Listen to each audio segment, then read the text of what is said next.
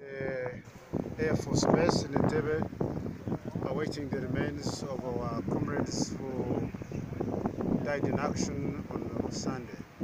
The aircraft bringing the remains is airborne, it has already taken off from Mogadishu, so we're here to receive them with the full military honors.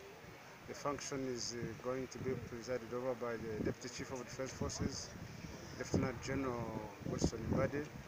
Following this ceremony, the remains will be taken to Bombo Military Hospital for further treatment and proper dressing, from where then they will be dispatched to the different destinations for final burial. We convey condolences and deep sympathy to all the families, friends of our comrades who passed on. They did not die in vain. They've died in the defense of our motherland, Africa.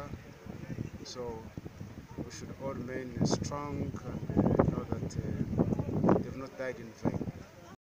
Daily Monitor.